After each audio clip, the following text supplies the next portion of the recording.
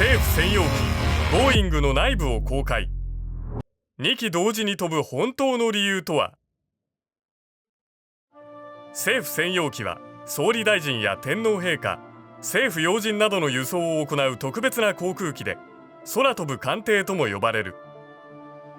アメリカではエアフォースワンと呼ばれる専用機があり、同じく大統領などの要人を乗せるための航空機だ。また政府関係者だけでなく、首相らの動向を報じるための記者たちも同乗するため、首脳会談などを行う記者会見スペースも設けられている。過去には邦人輸送を行った実績もあり、要人だけでなく緊急事態の際の救出にも運用されている。今回は政府専用機の機体の性能や2機同時に運用する理由、そしてパイロットやキャビンアテンダントの選定基準について解説していこう。政府専用機とはどんな航空機か。現在日本政府が所有している政府専用機は2台目となり、機体の種類はボーイング 777-300ER で、2019年4月1日から運用が開始されている。この機体はアメリカのボーイング社が開発したボーイング 777-200 から胴体を延長したボーイング 777-300 の航続距離延長モデルである。この機体が選ばれた理由として、世界中の主要都市を直行便で結ぶことができる航続距離と、貴賓室や執務室を備えることのできるスペースの存在、すでに国内の航空会社で運用実績があることが挙げられる。機体性能は巡航速度時速約 925km、 航続距離約 14,000km で、先代のボーイング 747-400 と比べて航続距離が 1000km ほど延長されている。巡航速度はさほど変わっていないが、初代機はエンジンが4機搭載されていたのに対し、この機体は世界で最も強力と言われるターボファンエンジンを2機搭載。結果として燃費が大幅に向上し、環境にも配慮した機体になった。機体内部は搭乗する要人や記者、運航要員向けに設計されており、ボーイング 777-300ER の乗員が最大500名以上なのに対して、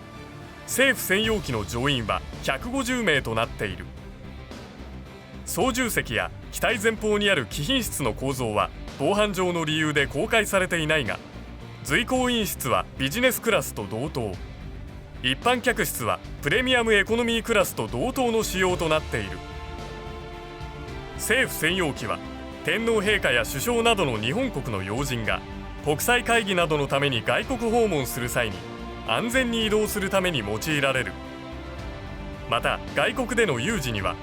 在外邦人の退避と、それに伴う自衛隊員の移送にも使用される。2013年1月22日に発生したアルジェリア人質事件においては、初代機が初の在外邦人輸送任務に用いられたほか、2021年8月のアフガニスタン紛争におけるタリバン攻勢では、現行機が在外邦人および現地のアフガニスタン人を移送する任務を行った。政府専用機のパイロットはどうやって選ばれる？政府専用機はパイロットをはじめ、機内サービスを担当する職員はすべて航空自衛隊の隊員であり、航空支援集団傘下の特別航空輸送隊に所属している。政府専用機の乗組員は国賓の海外移送だけではなく、突発的に起こる国際平和協力業務や有事の際の在外邦人の輸送および国際緊急援助活動にも対応しなければならない。よって民間航空会社の職員ではなく、平時から厳しい訓練を積み重ねている自衛隊員を採用している。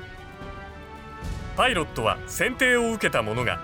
教育課程時に航空法に定められた国家資格の事業用操縦士を取得し、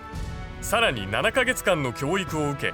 ボーイング 777-300ER 型限定の操縦士免許を取得しなければならない。通常航空整備員は航空整備士免許を取得せずに自衛隊機を整備することができるのだが、政府専用機の整備隊員においては2年間の部外委託教育課程により国家資格の一等航空整備士を取得することとなっている。同じく航空士、机上無線員も同様に部外教育を受け国家資格を取得する。民間の客室乗務員に相当する特別空中輸送員は試験に合格後1ヶ月の訓練、民間の航空会社で3ヶ月の研修を受け、さらに特別航空輸送隊の訓練の後に最終試験を合格して初めて空中輸送員として配属される。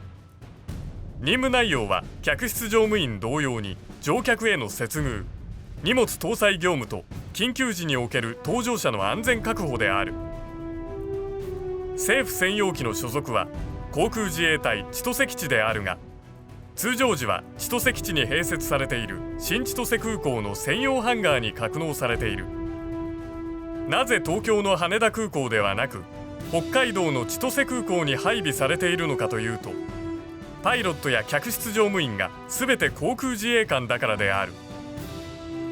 羽田空港で運用することに野党やマスコミ、反自衛隊の住民などが大反対したため、土地が広く特別輸送隊もある千歳空港が選ばれたのだ。運用と整備は初代機においては国際線運航およびサービス業務経験実績から日本航空とそのグループ企業が一括して請け負っていたが、日本航空の会社構成法適用を受けて2010年からは日本貨物航空に委託した。2代目は当初から現在まで全日本空輸に一括して委託している。なぜ2機同時飛行するのか、戦闘機の護衛はつくのか。政府専用機を運用する際はアメリカの大統領専用機エアフォースワンと同様に2機同時に飛ばすことが原則となっている。撃墜されるリスクを考えてどちらに要人が乗っているかわからないようにするためなどと言われることがあるが、実際の理由は要人が搭乗している主向きにトラブルが発生した場合、速やかに副向きに乗り換えられるようにするためだ。本来は予備機としてさらに1機あることが望ましいとされ、当時の防衛庁・防衛省も3期目の予算を原案に組み込んでいた。しかし1度目はバブル崩壊による長期の不況、2度目はミサイル防衛予算が膨大になったことの煽りを受けてどちらも導入を断念した形となり、現在も2機体制での運用が続いている。政府専用機の運航において自衛隊の戦闘機が護衛として随伴することはない。自衛隊機は防空識別圏を越えて他国の領空に入る行為は認められておらず、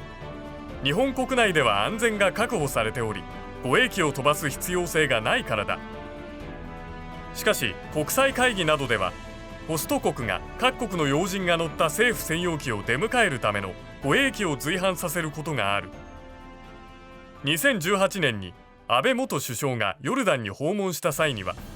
ヨルダン空軍の F16 戦闘機が政府専用機をエスコートする姿が見受けられた。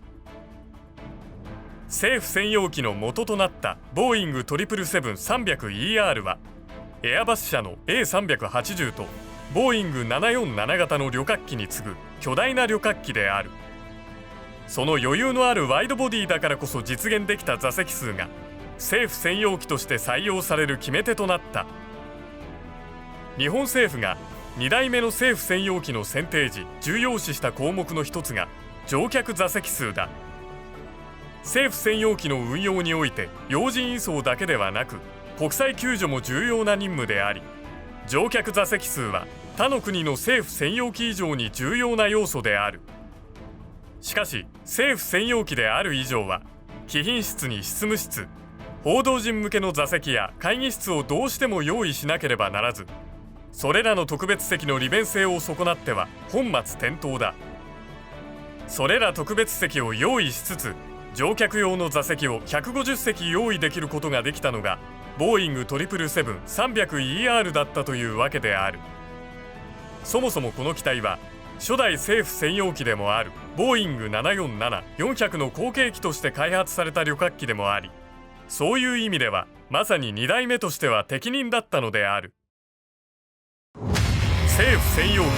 まとめ。政府専用機はその名前の通り政府の要人輸送が主な任務であり、世界各国の政府が所有している。しかし邦人の救出や国際救助活動を念頭に置いて選定・運用されている日本政府専用機は非常に特異な存在であると言える。初代機、2代目機ともに在外邦人の緊急輸送任務を経験し、数少ないながらも在外邦人の命を救ったことは紛れもない事実である。また2002年には当時の日本の首相小泉純一郎氏が登場する初代政府専用機にドイツ首相ゲアハルト・シュレーダー氏が同乗し、機内で日独首脳会談が行われるという異例の事態も起きた。日本政府専用機は要人輸送という任務の枠を超えた活躍をしており、外交・国際平和活動において非常に重要な役割を担ってきた。さらに難しくなっていくであろう諸外国との外交を裏から支え、そしていつ起こるかわからない有事に備えて、政府専用機と特別航空輸送隊は今日も厳しい訓練に励んでいる。